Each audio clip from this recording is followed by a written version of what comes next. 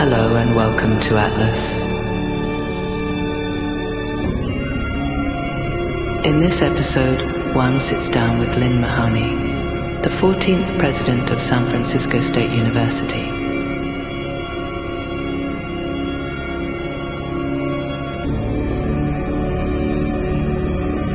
Enjoy.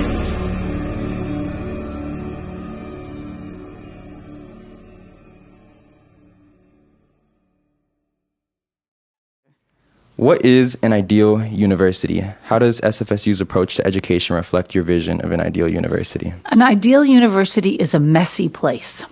And in that context, there's no place better than San Francisco State. You know, education is messy. Democracy is messy. It involves lots of people coming together from different places, different perspectives, different disciplines, and feeling strongly about those and wanting to learn, but also coming into I'll say conflict, but it doesn't have to be conflict. But they are messy, untidy places. I think about this as I'm going to date myself. My children used to like books. This is 30 years ago about a elementary school science teacher. I'm going to forget her name. I want to say Miss Frizzle. I could be wrong. Magic School Bus. Yes, exactly. Yeah. Thank you. And science was messy. Learning was messy. And so that should be the way it is. And then the way that universities are governed is highly democratic. We're not companies. We're not corporations. I may be the president, but I have a very different role than the president of a corporation because I work in a shared governance structure that is driven by participatory democracy. That's messy. And that's okay. I think out of the mess comes what makes universities special places. How has your idea of an ideal university sort of evolved throughout your journey in academia? Maybe you could start from the beginning, being an undergraduate, and all the way throughout. Yeah. So I think as an undergraduate, like many young people, I kind of worshipped at the altar of my faculty. I was a U.S. history and literature major, American studies major, and I thought that everything professor said was just gospel law. I was kind of in awe. It was more than respect. I was in awe. And then as you became a graduate student, I had a similar idea, but then I also I believed kind of in hierarchy. You know, here I was the student, and then there were the faculty, and that started to shift a little as a graduate student. But it wasn't until I got my first teaching job at the State University of New York at Purchase College, where I learned that actually universities are messy places, and faculty, students, staff, administrators all have a role in running a university, and that means that things are not linear. They they take a long time. And I think early in my career, I was probably kind of frustrated because I thought, what do you mean it's going to take 3 years to change a curriculum? But then as I've gotten older, and in particular, probably last 15 years of my career since I came to the CSU in 2008, out of the messiness and out of the long time it takes for universities to talk, work through problems, and pose solutions, actually you make better decisions.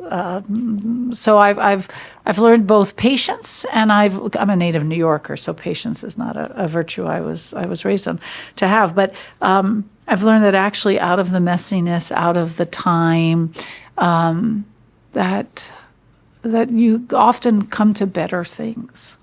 What tools do you think you use to navigate the messiness? Like if you were going to advise someone that's entering a messy environment, whether it be academia or I'm sure there's many other environments you could city government, of. Working in a nonprofit, trying to solve the global crisis, environmental crisis. Yeah. So I think the first thing is just patience. And I think about this when I work with our associated students. They are spectacularly, or any student leader on campus. Students are here for a short period, right? 4 or 5 years. And if you get here when you're 18 or 20, that's a huge chunk of the years you've been alive. So you feel like there's more urgency than there is. So I'll often work with associated student leaders who have identified a campus issue that does need addressing, and they want to see it fixed that year.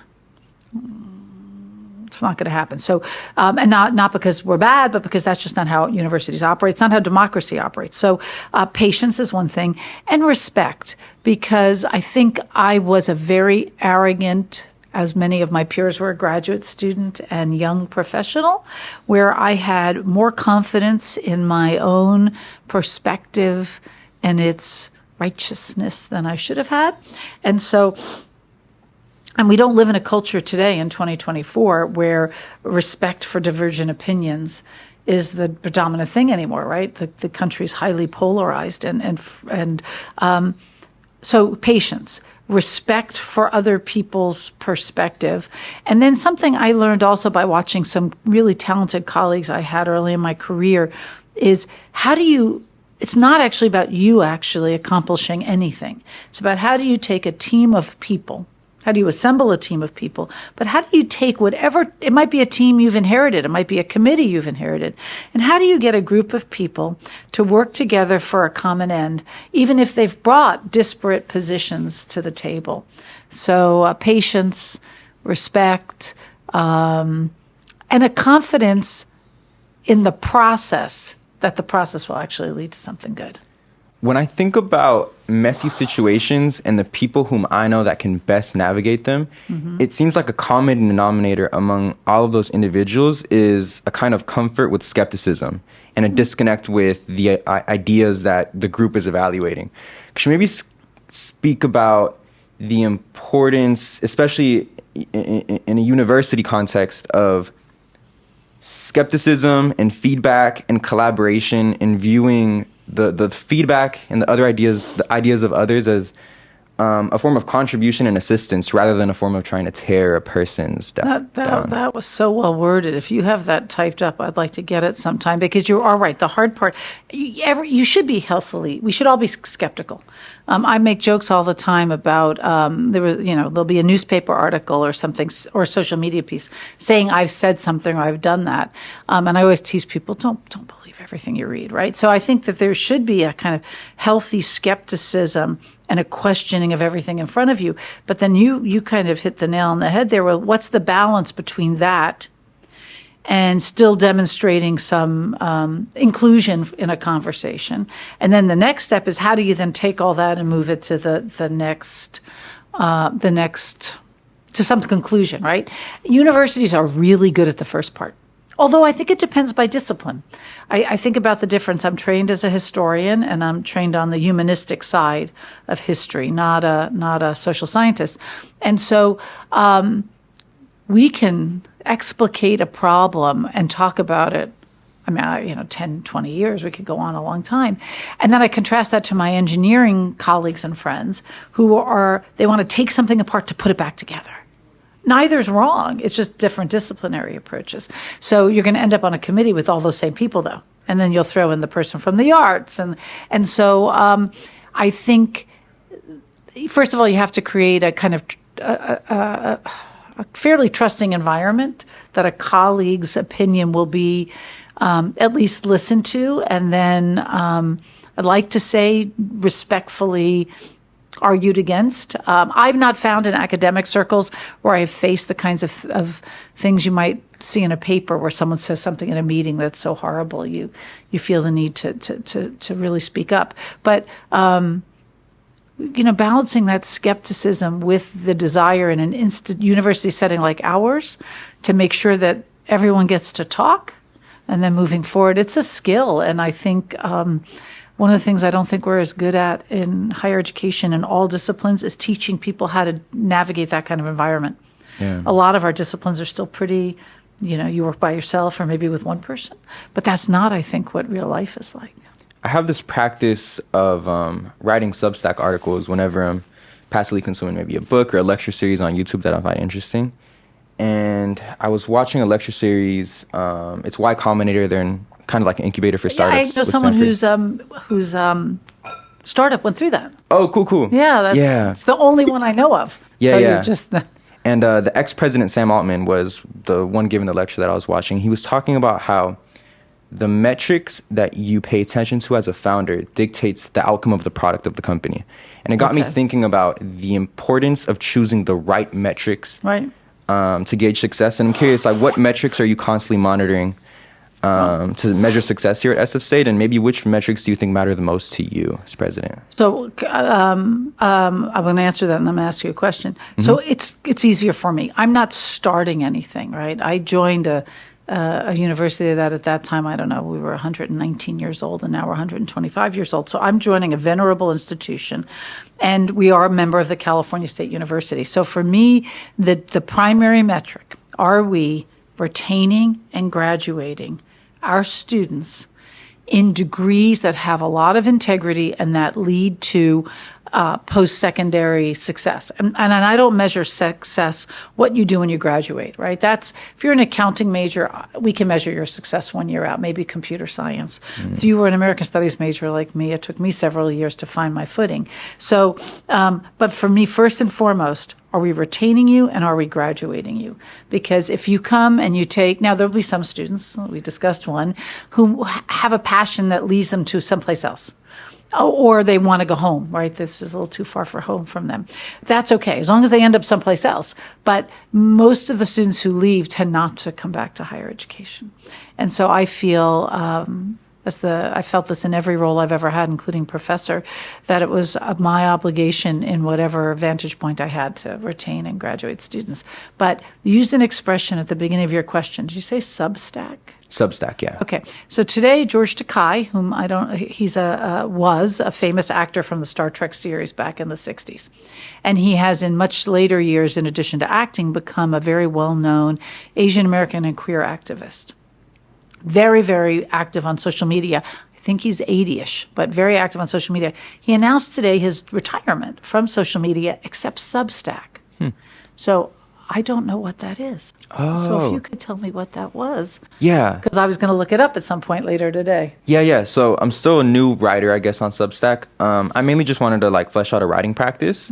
And I think publishing is a really important component of any practice you have because it's public facing. So is it a blogging type thing you do, or you can publish anything on Substack? Yeah. So it's my understanding is it's kind of like a blog. You create it, and I think the blog is centered around your email, and then other people provide their emails, and whenever you make a post, it gets sent to their actual email, like your article. Okay. So there's some people, instead of having subscriptions to, say, news reporting institutions like New York Times and Bloomberg. Or some of there used to be in the days kind of blog, subscribe to certain things. Yeah, instead it's like their news consumption is all in their inbox, and they don't go to an external website. It's all just emailed to them. So George Takei is still very active that way. Yeah. You mentioned something really interesting, which is about success post-graduation. And in doing research, I saw you're a member of the San Francisco Workforce Investment Board. Yep. And I'd imagine an important part of the role of a university president, and I guess you touched on this a bit already, is sort of monitoring local labor market trends to try to adapt the school's curriculum and programs to set up students for success in the professional world.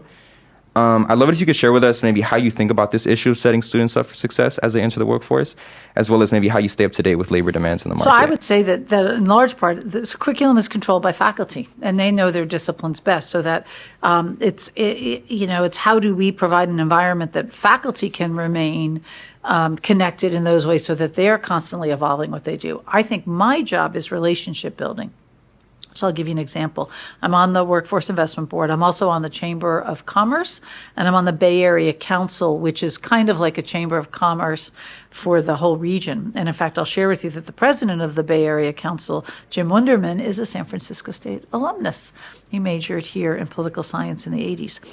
And so I'm a relationship builder, so I'll just kind of give you an example here. So I meet with the folks from the chamber regularly. I'm on the board. I meet with them individually, and so I'm helping with the chamber's president to arrange to get a group of folks from industry here to campus to see our new science building and hear what our programs are like, not just in sciences and engineering, but in related ones like accounting and HR. Or flip that, and it's about arts and culture when it comes to the liberal and creative arts, and I think about relationships with local news media. So I consider myself the kind of cheerleader in charge, that it's my job to be out there because when I was a historian, I met with other historians. as university president, I'm meeting with people who are like just yesterday, the day before yesterday, I was at the Springsteen concert and bumped into the president of the Giants. And I've been trying to get them interested. They have a scholarship program for San Francisco students. Anyway, so I'm always conscious, even when I'm at a social event with my husband, like going to a concert, that I am always representing San Francisco State and looking for an opportunity to connect the city, a region, an industry, whatever, to the university, so that my faculty can then work with students to constantly evolve to meet the region's needs. Hearing you explain the function of a university president, it does seem very similar to what I would imagine the function of a historian is. Do you find like similarities between sort of the activities you would participate in as a historian with now being a university president? Well, I've always thought my administrative career was driven in large part by my philosophy as a historian. So I'm a social historian of the U.S. I like the stories of people. And one of the great, I came of age as a graduate student in the wake of the emergence of a new kind of history called the New Social History, where instead of a history driven by the stories of USA presidents or, the Edisons of the world, the folks, largely white and male, that had been in charge. In fact, there was a movement that started in the 60s to say, let's talk about the history made by real people. And the way I was trained and the way I see history is it's just the accumulated stories and efforts of people to constantly change their world. And I was particularly interested in the abolition movement in the early 19th century to end slavery, and subsequent movements to create labor unions for American workers, particularly interested in the history of ethnicity and immigration in the U.S. And so I've always been very interested in how the accumulated lived experiences of people and their efforts to shape their worlds change the world. And that's no different than working with students, for example, or with faculty and staff. We're always all engaged in creating the world around us. And I see my job as making sure that for students, we don't create impediments to you working your way through here in 4 or 5 years. Also creating a good place to work for others. So for me, activating or making space for people to use their own agency to create their successful experiences here is no different than kind of what a social historian does, except in real time and not in retrospect. You became president of San Francisco State in 2019, just before the start of the COVID-19 pandemic, which is crazy timing. As I was doing research, could you maybe walk us through what that experience was like for you, and maybe how that experience evolved, year, 2, 3 years following the pandemic? So I didn't realize this growing up as a snarky New Yorker, but I am an inveterate optimist. And so I will tell you right away, my experience of COVID are entirely colored by mostly remembering the positive parts. So yeah, I started in July of 2019, and that fall I kind of hit the ground running, and I put all the team up here through a lot of work to let me meet as many people as I could, as quickly as I could. And I remember one person telling me, slow down, you don't have to meet everyone in one semester. Well, it turned out, thank God, because I really only had one semester until we went on to Zoom. So if someone had told me in summer of 2019 that my first big project would be taking a university of whatever we were, about 20,000 students and 3,500 employees, and moving us into the remote existence, I would have said, you're nuts. It can never be done. And then we did it. We turned the world upside down, and we didn't even know we were turning it upside down. When I first sent out the campus memo that we were going remote, it was okay, classes are canceled this week, and then next week is spring break. Then your professors are going to work with you via email or remotely for a week, and then see you in April of 2020. And I saw them again in August of 2021. So we didn't know we were remaking the world. So I'll tell you what I learned from that. And this goes a lot to my leadership style. And I think from what I've read, it's a leadership style that women tend to have more, not uniformly, but more. I could not make the decisions we needed to make with a small number of people around a table this size, i.e. my vice presidents, I realized very quickly, and I mean by the second week, that I needed a lot of voices at the table. And so we evolved a kind of campus pandemic planning group, and we just evolved it. We didn't have a plan for this. We had an emergency operations center, so we knew, and we activated them. They were ready to go. They were helping us with the immediate problem. But when we realized very quickly, and I think within 2 weeks we realized, this is not a quick emergency. This is a long-term, it's going to last a while. We ended up here at San Francisco State with a group of what ultimately came to be about 25 people. And we met by Zoom. We met daily at first, and then 2 or 3 times a week, a couple times a week, and then once a week. And then by 2022, the spring of 22, it was once every so often. And it had a lot of people on it. It had all the vice presidents. It had a lot of associate vice presidents. It had assistant vice presidents. It had directors on it. It had faculty leadership from the Senate. It had student leadership. Eventually, it had representatives from the unions on it. And we would hash things out. And it goes to your earlier conversation about where then do you draw the line? Well, then I had to make some decisions. But I did it with a group of people on Zoom who could tell me how it was going to affect other people. Didn't mean we always got it right. But I do think that early in the pandemic, for the first 2 semesters, I think we did it better than other universities. I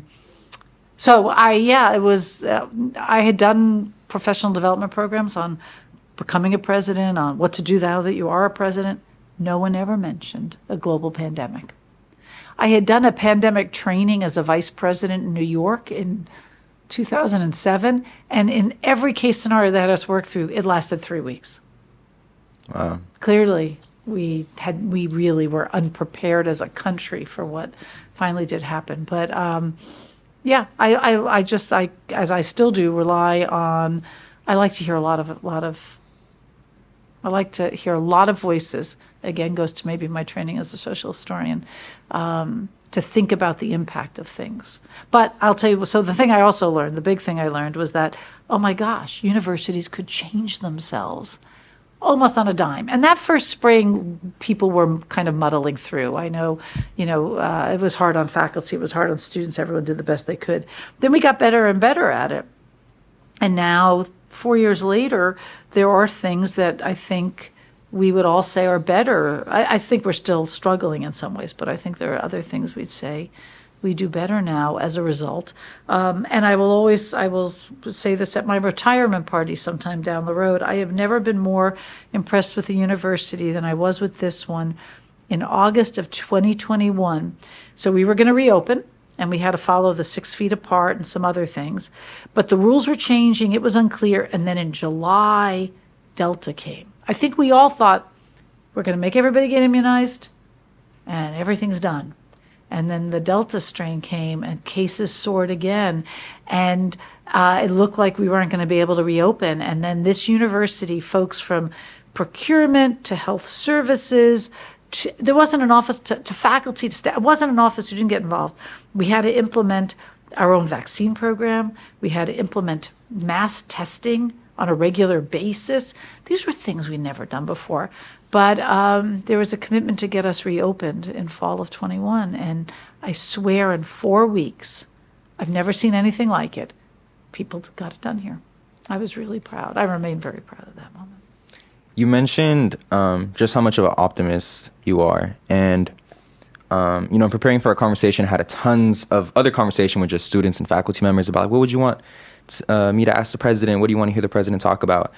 And one of the interesting requests I got was in regard to how you sort of handle the challenges or the hard parts of the job mentally. Yeah. Do you think that optimism is it speaks to maybe the aptitude you have for the role and how you sort of manage all the challenges that come with it, just constantly being optimistic about certain challenges you may face? Well, I don't think you can. I don't think you can be a leader trying to move any organization forward if you are prone to pessimism. It's just there's a difference between pessimism and healthy skepticism, and so I think I am both like now when I look back at the pandemic, I think about, again, how my colleagues all work together in ways I've never seen people work together across the university. I think of the ways I watched faculty innovate in ways they'd never been trained to do. I mean, it was really just one remarkable thing. I remember that my son came and lived with us for 4 months, and I never thought I'd get to live with one of my adult children again, and that was really spectacular. And so it's other people who have to remind me, no, those are hard times. So I think, but you can't just be Pollyanna-ish. I mean, higher education is facing a period of great transformation, and I think there are two things that are going to change what we do. Maybe not my generation, but the next generation. The first is demographics.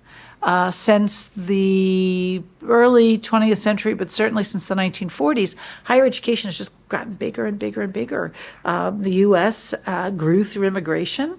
We opened up higher education to groups that who had been formerly excluded: women, blacks, Jews, other ethnic groups, veterans of that started in the Second World War. After the Second World War, and we've just grown and grown and grown, and now all the demographics are showing that from now till 2100, there is nothing but demographic decline. Most countries, some have already, I think China and Japan have already hit their peak population. The U.S. hits it in 30 years. We're within 2030. So where are we? We're within about 10 years of hitting the peak population for college growing. So there's going to just be fewer colleges. So some small colleges will close. Large colleges will be smaller. And so that's one thing. So demographics are changing. And the second is artificial intelligence. That's going to change. It's going to change a lot of things. Maybe not immediately, but eventually it will. And so I can approach this in one of two ways. I can pretend it's not happening and leave this for the next person or the next generation. That would be irresponsible. I think we have to embrace what's coming. We don't do it uncritically, and colleges are no better place. There's no better place for critical conversations about something, but we can't just say we won't do it. We have to. I heard about a university, not ours, nor in the CSU, where there was a proposal to ban the use of AI on campus. Yeah, well, you looked at me like that's nuts. Yeah, it is nuts. I mean, we're all using it. I use it when I use my GPS system to get off campus, right? I use it when I ask Siri to send a text message for me because my hands are busy. So, so maybe you need a mix of people on university campuses, and some will be steadfastly opposed to change. Some will be like crazy early adopters, right? And then it's kind of getting everyone together, and that's my job, and others on campus job. But what you just have, I guess in addition to being an optimist, I think you have to embrace change because it's going to happen with or without you. Wouldn't it be better if it happened with your active participation? I had a conversation with Dean Savadas last week, and he spoke about declining enrollment and kind of opened my mind to all the different factors that sort of go into declining enrollment, demographic changes, also just like age range changes, and major demand. From your perspective, do you think about this issue of declining enrollment more as like enrollment doesn't have to be something that's constantly growing and reaching these highs, but rather something that naturally ebbs and flows over time and something that the university should adapt or shape itself around to accommodate rather than to change? Well, that's where we're going to have to end up, right? But again, since I'm going to go on a limb here, and some demographer can correct this, but California's population has been pretty much growing since the gold rush, right? And then the college-age growing population grew tremendously over the 20th century. Again, some of it through natural population growth, some of it through immigration, a lot of it because we opened our universities to become inclusive places. One of the things that I have always marveled at in my entire career is that, I would not have been a university president 2 generations ago, right? And that many of the students that I've had the real pleasure to serve and to teach over the last 25 years, universities weren't open till the 70s. And so we have to embrace it. But the problem is that my generation of leaders and even those younger than I am, none of us have ever experienced in higher education that ebb and flow. When I talk to friends in the private sector, my daughter's in retail management, and they're like, well, that always happens. Well, no, it has never happened in higher education in the lifetimes of anyone kind of alive right now in higher ed in California. In other states, it's happened over the last 20 years. So this is new to us, and I don't want to. Yes, so we have to learn to go with this, right? Do the best we can within the context of what we have. But I am mindful, and I don't ever want to appear naive about this or heartless. But as we shrink, there are folks who have depended on us for work who will have less work, and some who may not have jobs after this. And so, and don't ever want to appear to be wildly embracing change without recognizing the consequences of it. But again, we either actively participate in history, or it kind of it will happen without us. And I'd rather it didn't happen without us. You mentioned artificial intelligence. What's your view on the ways in which AI will impact teaching methods and student learning experiences in the foreseeable future? How are you kind of thinking about it as president? I have no idea. It's so mind-blowing. We're focused initially. My husband is a professor of history at Cal State Long Beach, and he's talked a lot at home, and I've heard faculty colleagues here about cheating. And if you go back and read like the earliest thoughts of faculty going back to, almost the beginnings of universities in the U.S., but certainly in the 19th and 20th century, faculty have always been consumed by cheating. Students have just found new and innovative ways to do it, but that's not new. I think that's the least of it. I was actually just thinking about this today. It will change how people teach. I'm not sure how yet, though. I know some of my faculty colleagues are already using it in the classroom. Others don't know. It will change how we do work. I mean, today I saw someone was talking about how it'll answer emails for you. I'm going to retire long before I let it answer emails. I either answer the email myself or I delete it because I don't really need to answer that. It's a cold call for sales or something. But I don't know. It's going to change the way we do research. It's blowing my mind a little bit because I don't know what it will look like 25 years from now. But again, to go to what I keep saying, we can wait and see what it looks like in 25 years, or we can actively try to shape that future. And I was heartened today. We have a center called the Center for Equity and Excellence in Teaching, which works with faculty on teaching. And then we have a chief information officer who works on, all the systems we use. And then we have a chief academic technology officer as well, who looks at mostly its impact on teaching, learning, and research. And the three of them are working together to kind of help lead us through a conversation about what is our strategy for this. But it has to be a strategy that's totally dynamic, because AI now may just be our shock at seeing a driverless car in the city, or using Siri when I'm driving, or to turn on my timer when I'm baking. It's like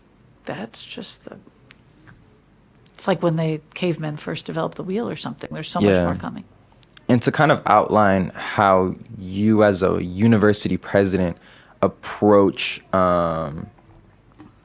really important sort of like innovations or just issues that arise within the university. Is it like you hear about this new thing called AI that you haven't heard of before, and then it's like immediately I need to talk to the people that are most knowledgeable about this topic on campus and just gather information? Is that kind of like the first step? It all depends. COVID, that was definitely how I felt like, okay, today, it was, I think, a weekend when I said to the vice presidents and some AVPs, we got to meet today. It's Saturday. We got to meet today. So I felt urgency there. Here, in most things, though, I'd like to hear, like today, I'd like to hear how the faculty want to have I like to hear how others want to structure the conversation. Before I'll most of what happens at a university does not happen either directed by me or to my knowledge. It's a lot of really exciting things happening all across, and then some bubble up. Some, though, like declining enrollments, I will, gather the smartest people around me to find out what's going on. But like in the case of AI, my question today to these colleagues is, what process are we going to use to make sure that we're having that conversation about how we want to shape the future of AI for San Francisco State. And then I want to make sure it's inclusive. If it's just me and the vice president's talking around a table, that's just not going to get us anywhere. So it's then how do we get the faculty involved in the conversation, the students, the folks working in procurement, because it might change procurement, right? Yeah. It depends on what it is, but in general, I'm a big believer in groups of, because I grew up as a faculty member, so I'm used to committees and task forces and things like that.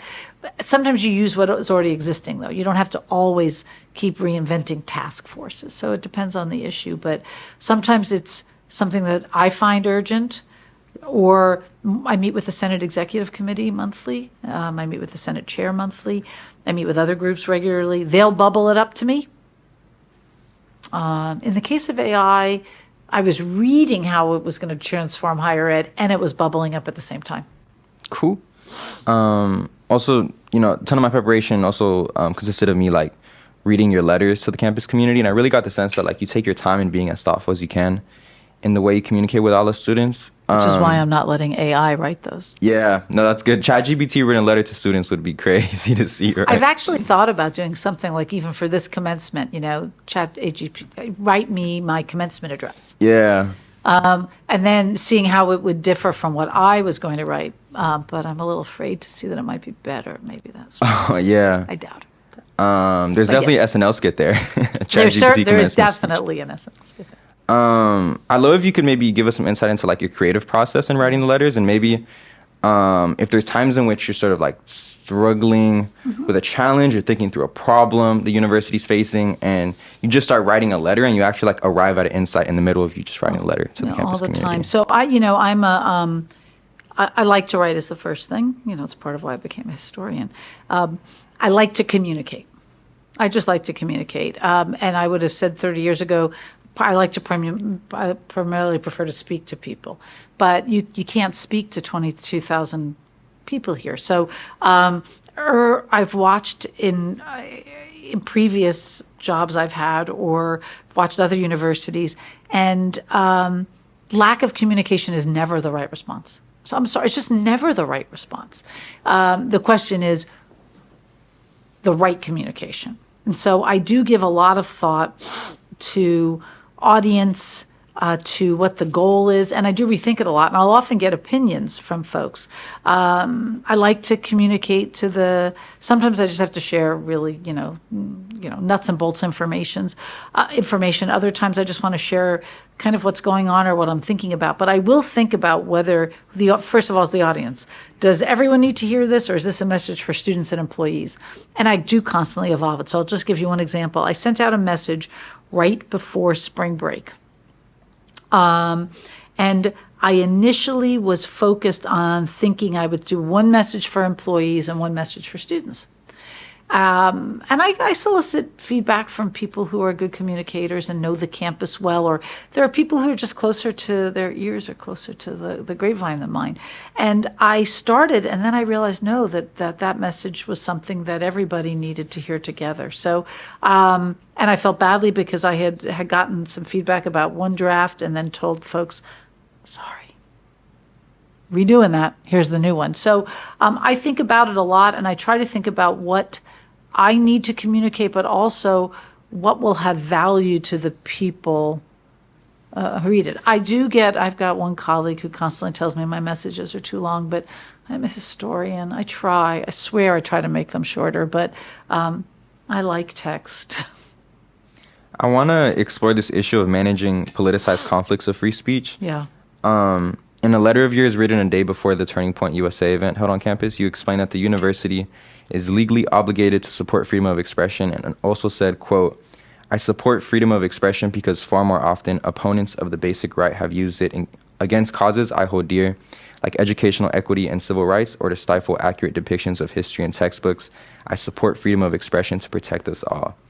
What do you think handling events like the one thrown by Turning Point USA has taught you? And if you were to offer like some words of advice to a university president sort of managing one of these events for the first time, what would you tell them? Good luck. No, I'd say be consistent. So I learned a lot in 2015, 2016. So I I was at Cal State LA at the time, and in that instance, it was another speaker. It wasn't being brought by Turning Point. It was another, but right-wing organization that was bringing a speaker to campus. And the university didn't handle it that well. I think we were a little unclear in what our legal obligations were, what our values were, and what our responsibilities were. So there was a lot of conflict and a lot of pain on campus. And what I realized at the end of that day is that the speaker themselves, who had their speech interrupted in all sorts of ways, had the best day they'd ever had. They made CNN, and they made every headline. And so while that speaker,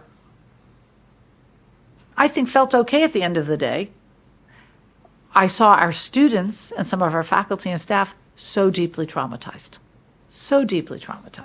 And I realized then that two things. Universities had to be clearer in protecting the rights of everyone to speak, even if it represented a minority view on campus, or even if it was a speech that was largely about the exclusion of certain groups, but your community dominant value was inclusion.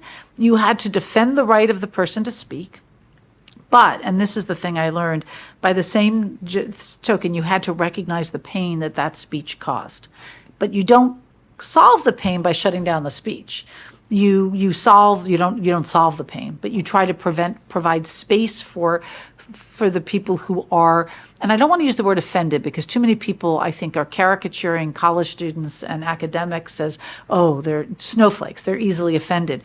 When I think about O'Reilly Gaines, who spoke here last spring, I don't think members of our community were offended by her speech. I think they were existentially threatened by her speech, because part of her argument is that trans people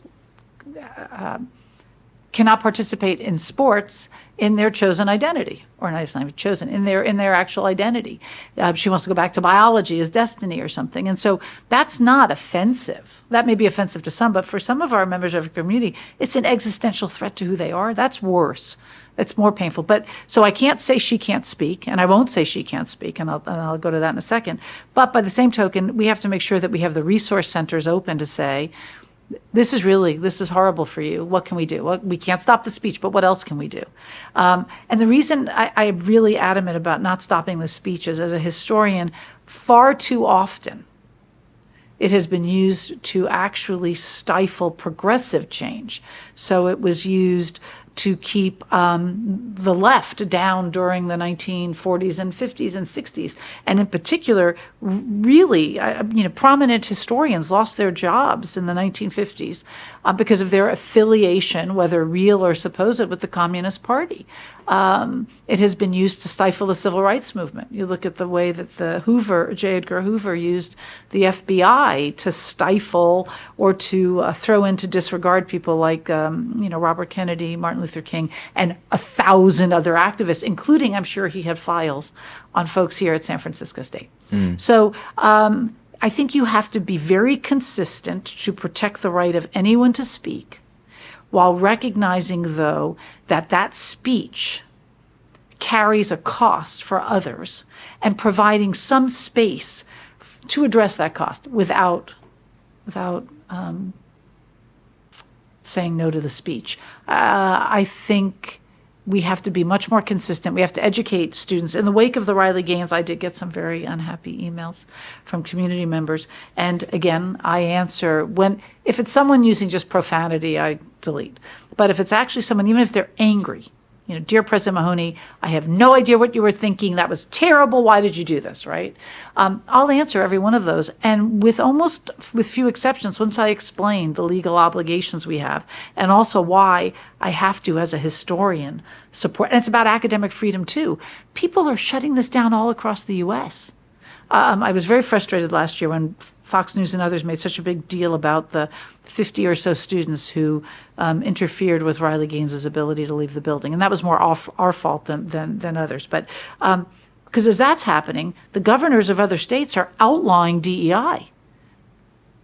that's why we have to protect free speech and academic freedom and support our Constitution, because at the end of the day, it's the only thing that will protect us in the long run from the kind of legislation we're seeing. So I think presidents and others have to think very carefully about how they stand here on this issue, be very consistent, but recognize the pain that it will cause those excluded by it. And then just keep educating people. We're going to launch a free speech website in the fall, so that when students say, why do you let that group speak on the quad that seems, for example, opposed to choice, they'll know why we allow it. And then I always tell students, more speech. So invite a speaker here that says just the opposite.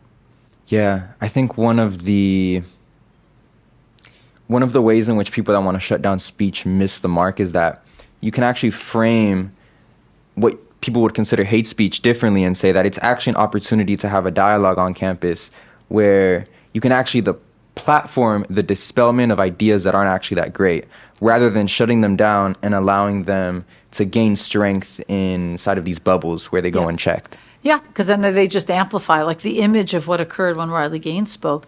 Fox News used over and over and over again for other events. Mm-hmm. So I think the worst thing we do is when we give fuel to people who we don't agree with, as opposed to articulately.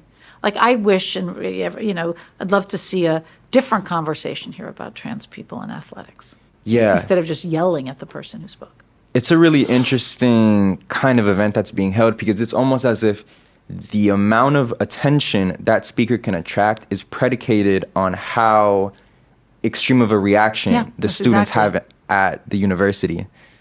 And that we can control, not me individually. And I will say, the Riley Gaines was followed a week later. Turning Point invited another speaker. And I sent another campus message saying, folks are looking at us to create the thing you just described. Give the speaker the response they would like to get the platform they would like. And I think my exact message to the campus was, let's defy expectations. And I watched from my office window as that second speaker kind of wandered around campus out on the mall looking for conflict. And they did not find any. So, I just think you get more. And again, I'm mindful, though, that we have a Supreme Court that I never thought in my lifetime I would see Roe v. Wade overturned. I thought that was a conversation that my mother's generation had ended and solved. And clearly that wasn't true. So I'm also kind of mindful that for a young person today, who embraces, women's rights and women's rights to choose, or embraces the rights of immigrants and undocumented, whatever it is, it does feel existential, that the Supreme Court is not supporting those rights. So I get why you'd want to be that responsive in that way. I would just hope that we're more responsive in other ways that are that build the case for, rather than provide the platforms that you described. You also mentioned in your answer this idea of certain kind of speech violating the recognized values of a university. And I saw that come up various times in the letters that I was reading to prepare for the conversation.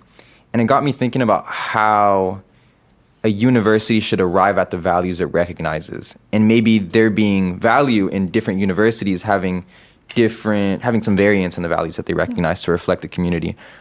If you were to kind of give a summary, or maybe just like an explanation to the SFSU students that are listening right now, it's like what values the university here recognize and how they connect to what the community here values themselves, what would that look like? So the word for me is inclusion. So if a speaker is coming here to explicitly talk about exclusion, that to me violates the values of San Francisco State. I don't think it's a political value. This is where I think folks on the right will say, no, that's hogwash. She's just a woke president of a liberal university. No, I think that actually, and it goes to the free speech issue, is that in order for a university to be a place that is messy, where lots of ideas are heard, debated, discussed, transformed, you've got to have inclusion. Otherwise, you're just in lockstep. And so that means also, though, protecting the right of O'Reilly Gaines to speak. So even if that person, so being inclusive was actually letting her speak. So excluding her would have been demonstrating the same values that many here believe that she was coming to talk about. I heard this today. It's about a debate that's going. There's an article in the Chronicle of Higher Education about this, about an incident that happened at another university where a department website, not their social media, but their actual website, took a very explicit political opinion. And some in the university community said, while protecting the right of everyone to say whatever they want, to have such an explicitly political opinion on a departmental website will actually tell prospective students and prospective hirees that, no, if you don't subscribe to that political, you're not welcome. And so I think our job is to protect inclusion, even when it's including a speaker who is here to talk about exclusion. There is an element of recognizing inclusion as a value or a shared value that's like a little bit paradoxical as well, because as you mentioned, it's like if inclusion is a value, a part of that is including skepticism about the premise of having inclusion be a value itself. Absolutely. It's the messiness. Now we're back to the messiness. Yeah. And I don't have to, first of all, I don't have to agree with every speaker on campus. Nobody does.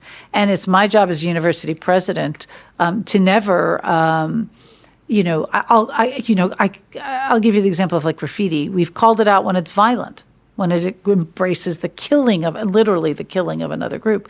But, shy of a kind of a direct threat or the use of kind of violent rhetoric, that's the messiness. You're right.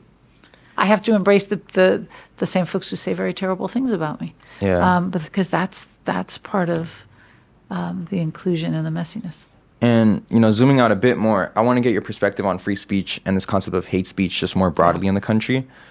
You wrote in a letter to the campus community in the fall of 2020 saying, quote, "We cannot embrace the silencing of controversial views, even if they are hurtful to others.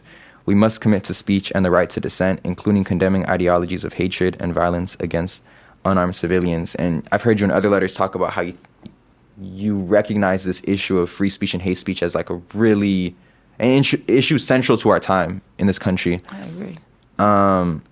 I'd love if you could talk about your perspective and how you think about this concept of hate speech in relation to free speech, and maybe how that kind of guides the way you handle and administer here as a university president. It just means that I think about it all the time. I read everything I can get my hands on, and it crops up at different moments. So for us in the fall of 20, it was because two professors had invited on Zoom a speaker that some other members of our community believed was crossed the line into hate speech. And I remember meeting with student groups involved on the side that thought it was hate speech, saying, we have no laws in the U.S. about hate speech. Everyone is absolutely sure they know what it is when they see it, but they don't agree on what it is. And so, it'll be interesting to see if the laws change about this. Some countries like Germany, I believe, and maybe France, but I think Germany, do have laws about hate speech. We don't. And so right now, as a public university president, it really is just whether or not there is an imminent physical danger, not three people down the road. Someone might hear this speech and talk to someone else, and that, it's got to be imminent. But I still think we have to wrestle with this because, these kinds of laws have historically been used to silence people. And as a U.S. historian, I've watched it be used historically to silence the voices who were pushing for immigration reform and an end to slavery and women's right to choose or to vote. And so I still think that this is a problem without a solution. Now, there will be others who teach on this campus or work on this campus who don't agree with me. They think there are just some clear lines. It's just that those lines they move depending on where you are on either side of the line. So it's in 2020 we had it, and then of course it came up again last year, and this is an ongoing conversation. I think a big dynamic that's at play here as well, and I'm curious if you've thought about this as well, is the mental tools students come to the university with. And I can recall my secondary education in high school, this concept of hate speech being talked about in the classroom.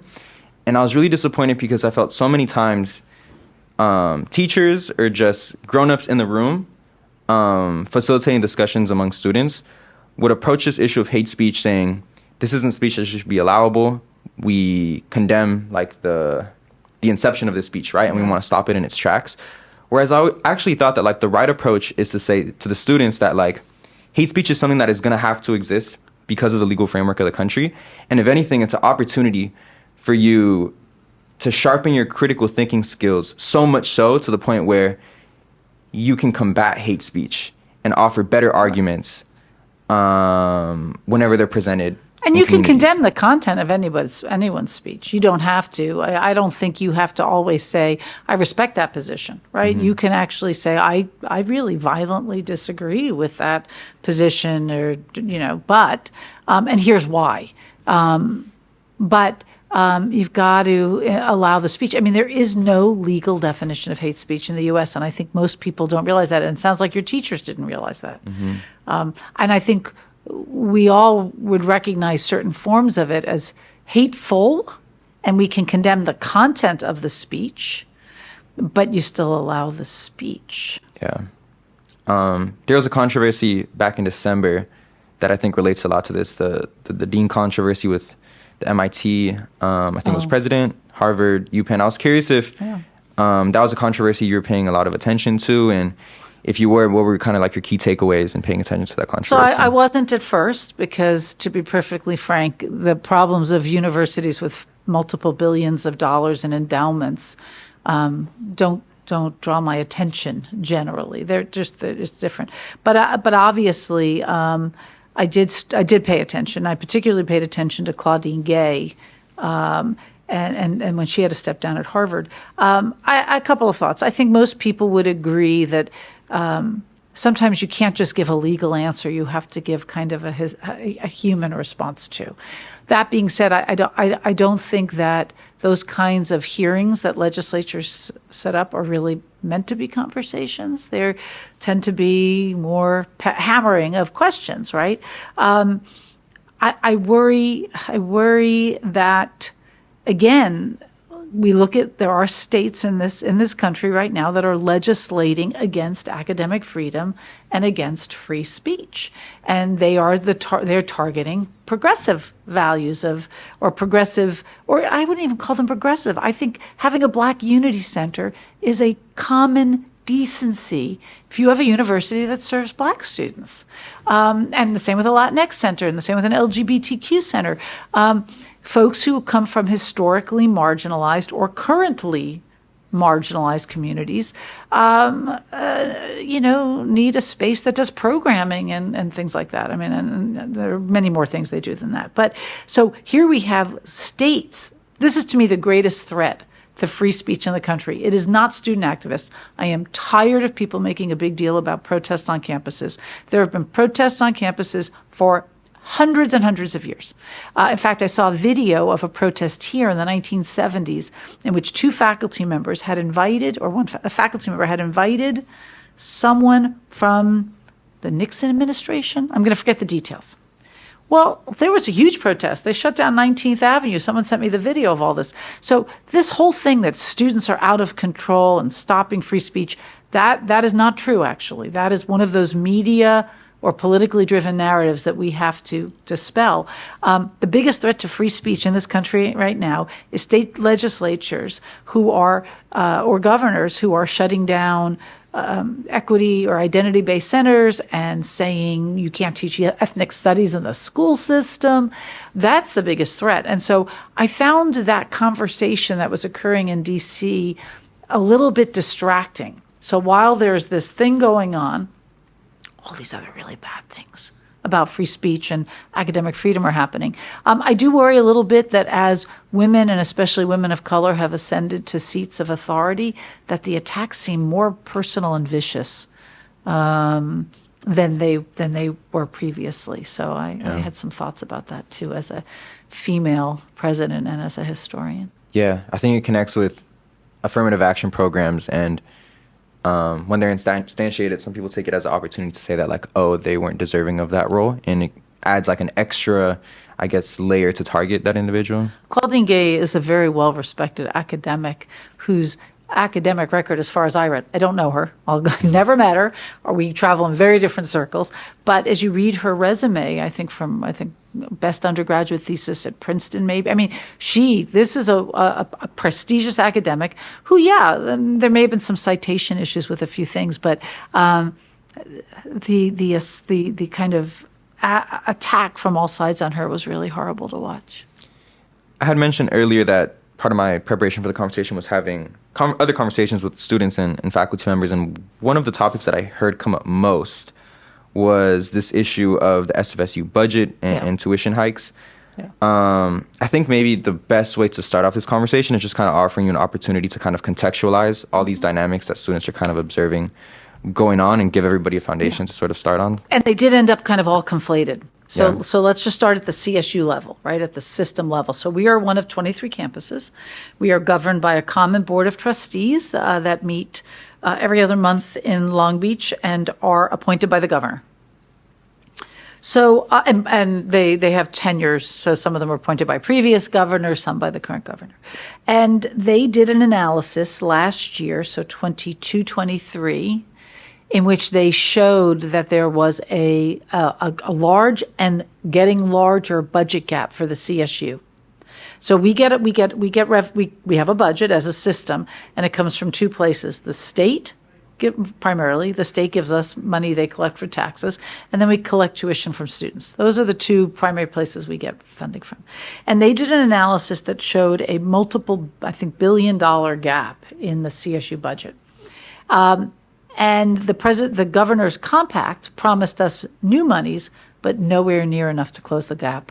What does that mean, gap? Like you're running a deficit? Yeah, running a deficit is a system. Running a deficit. Julia Lopez, one of our trustees, worked with Steve Relia and did some presentations at the board to fellow board members that showed that here are your revenues. Here's what the state is going to give you. Here's what the state has said they're going to give you. Here's what your tuition is. So here's what you have to spend, but here's what you're actually spending. And in particular, they were looking at the system, again, this isn't done at the campus level, going through union negotiations with all our unions. Everyone widely knew the faculty and staff deserved healthy raises. And there was a gap. And so the state wasn't going to give us the money. There are only two places the CSU can get money, the state and tuition.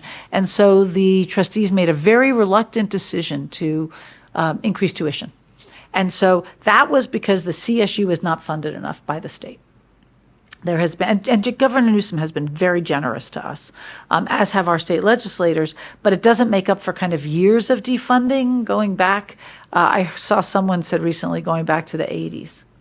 And so you have one issue going on the system where the CSU budget isn't big enough, and so they raise tuition. Then locally, we have a different problem, which is that our enrollment has dropped considerably in the last 5 years. 6 years. It started in the fall of 19.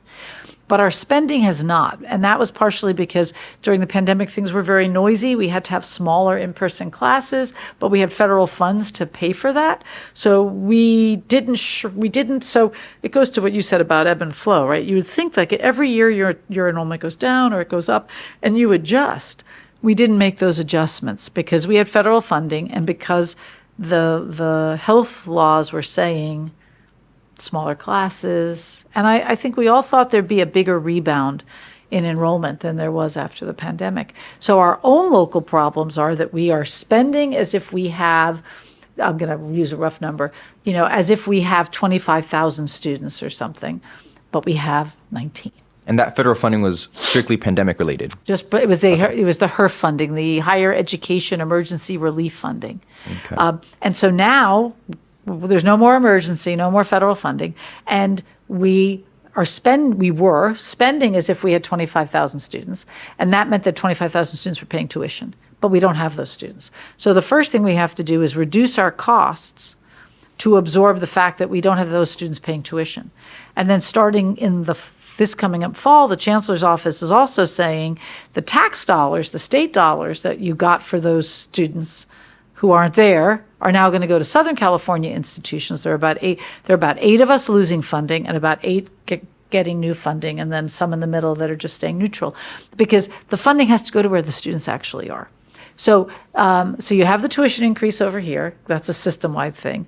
But then locally, we're shrinking because we have fewer students. So what I've been trying to explain to students, we're not cutting sections to reduce the budget. We're cutting sections because we don't have the students who would pay the funds to have those sections. You can't have the same number of sections for 20,000 students that you have for 25,000. You can't. So, but this is what I do say to students, we may not do it perfectly. So we should reduce it in a way that, you might not have the elective you wanted to take, but it shouldn't impact your time to degree. If it does, that means we've made a mistake. So let us know, even if you want to email me directly, and we will look into the mistake and see that we do it better. So, but in a student's mind, I get this, because they're saying, wait a second, you've reduced the number of sections of classes you're offering, and you're raising my tuition? What is that about? So I get why they think that, but that is a system-wide issue. Locally, we're just shrinking our expenses, the number of classes we offer, and other things to match the fact that we have 6,000 fewer students. You have to run leaner, right? Yeah, we have to run leaner, except it's the way we should always have run, but we were able to not really not do it because of this. And it wasn't that we were irresponsible. It's that COVID made us have to do things differently, and HERF funded it, the federal government. It's funny how much the importance of framing and communication comes up, because even in this issue, it definitely seems to be a matter of framing the situation the school finds itself in and communicating with students. And it's hard. And then you threw in that this year, collective bargaining, which occurs at the system level, didn't go very well initially. Happily, all of the unions have reached agreements with the CSU. So you throw in that as well. And the fall was a hard semester for many campuses, not just ours. Yeah. And it does seem like students, like you said, that's a sound assumption for a student to make of oh, I'm paying more and there's less classes. That doesn't make sense. Right. And one of the common criticisms I see come up is but administrators and universities are making X amount of money, and it seems like I'm paying more for less now. Yeah. And I think it goes back to the whole framing issue where it's these are incredibly challenging problems to solve, where you need the most competent people you can find on the market, and that can only occur at a competitive salary, right? And it adds just another constraint that this equation of how much are we going to charge for tuition and how much are we going to compensate faculty. It adds just another thing you have to consider. I get why folks are angry, right? The cost of living in this state is high. Salaries have not kept up with the cost of housing. The cost of housing has climbed a wall, and salaries have gone up slowly. So I really do understand why people are so angry. Having said that, I've never tried to recruit a university president, but the board has, and so they've been trying to raise our salaries just to the median, not anywhere near what folks are paid. But having said that, again, I'm really conscious of the fact that I'm well compensated, and not everyone else is. My problem with that argument is that it distracts from the real problem. And I had this conversation with a handful of students who are members of a group that are very unhappy with my salary and with the chancellor's salary. It distracts from the real problem, which is over 4 decades, not just California, but across the country, there has been disinvestment in public higher education. So when my husband went to public higher ed in 1976 in California, I think he paid about $150 a year. Maybe it's $300 a year, whatever it was. And if you look at, and so there has been this kind of slow and steady disinvestment in public higher education. And Governor Newsom and then the Great Recession was terrible for public higher education. And Governor Newsom is trying to right that at a time when the state is suffering from catastrophic budget deficits. So I get why people are angry, but it distracts from the real issue, which is I urge every group I meet with, students, faculty, and staff, write to your legislator and tell them that they have to fund the CSU. We're kind of the neglected middle child. The UCs charge more tuition and get more per student. The community colleges have a different funding mechanism and get access to more funding than we do. Students ask me all the time, why was my community college facility so much nicer than my CSU facilities? Well, because they have access to different ways to get funding than we do. We have to advocate for ourselves more. And so saying that the problem is Chancellor Garcia's salary is not actually very helpful in the long run, because that's not really the problem. And the CSU, I think you put it right, we're the largest four-year system in the country.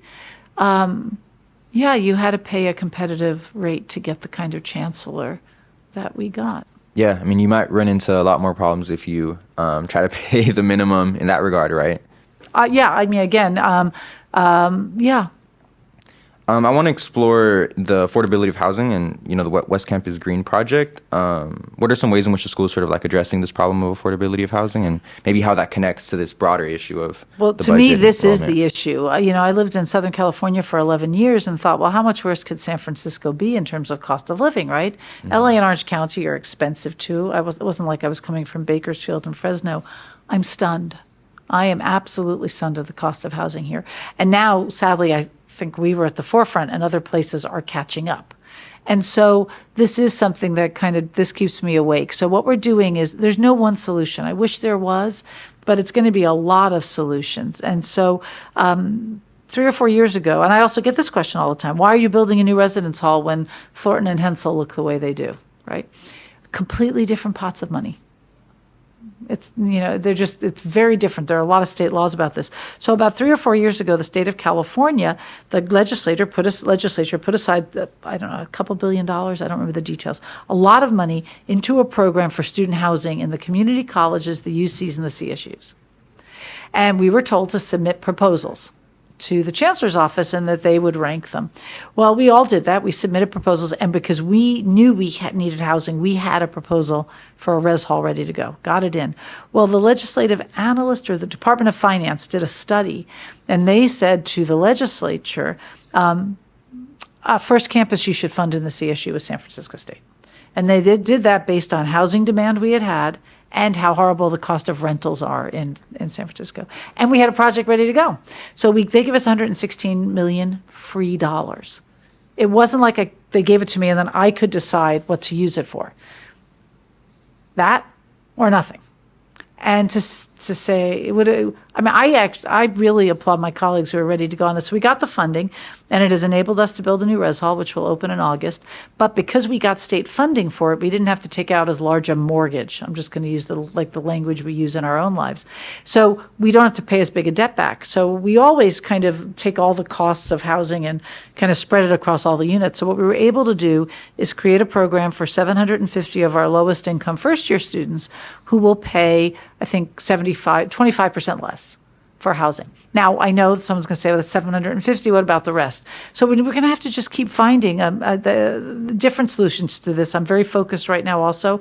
I'm trying to build up some kind of endowment that would provide scholarships to subsidize student housing. And I've been talking to our foundation board, which is our local philanthropic board, about that. So we're always looking for an opportunity to reduce the total cost of attendance. For employees, we do try to talk to the city about what are the opportunities to partner together to create affordable housing for teachers and folks who work at any university or educational setting. So. But I do think this is the largest challenge facing the Bay Area, and maybe the whole state now.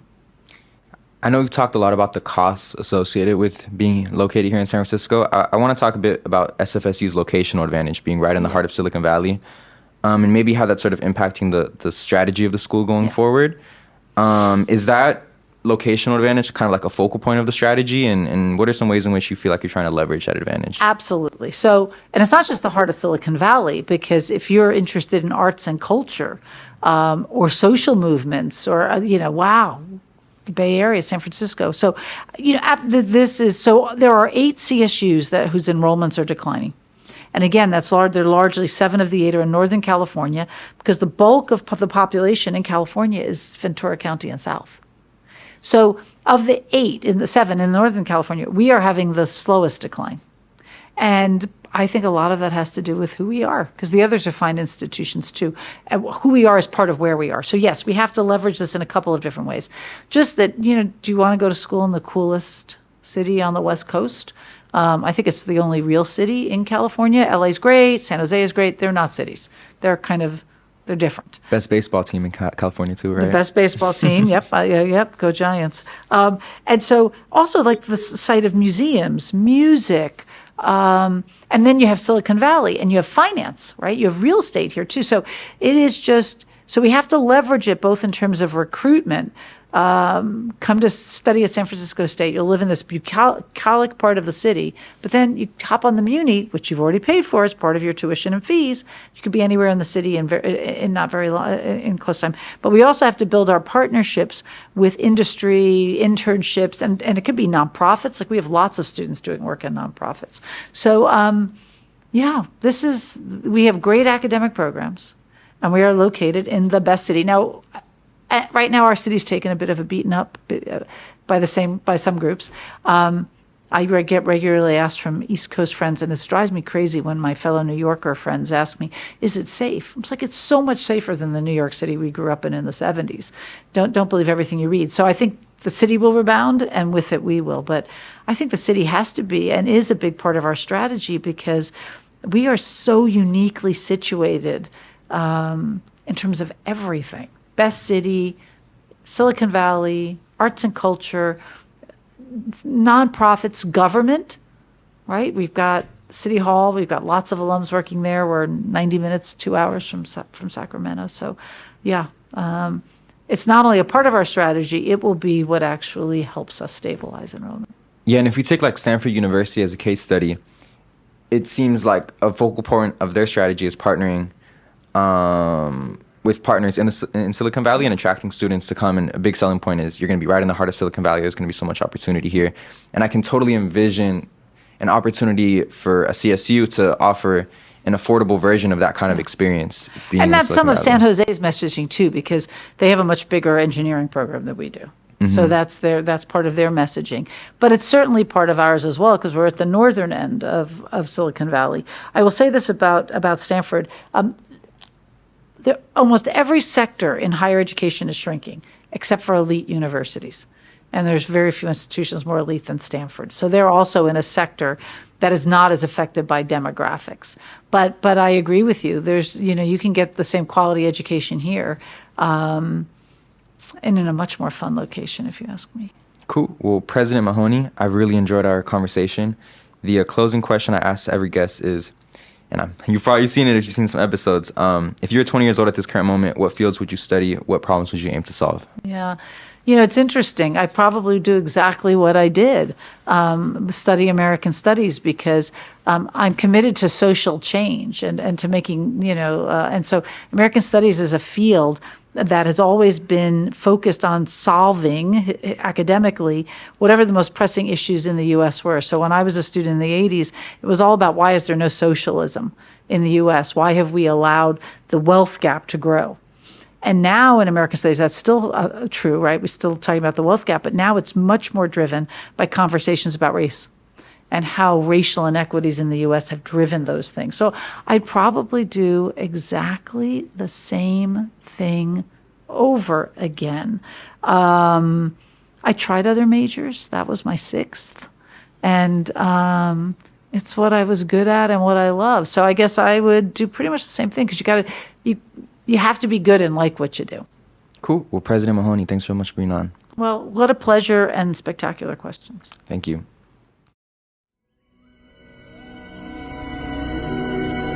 This is Atlas by Juan Martinez. To stay up to date, follow Juan on Instagram and X. To watch condensed highlights and shorts of the show, visit the Atlas Clips channel.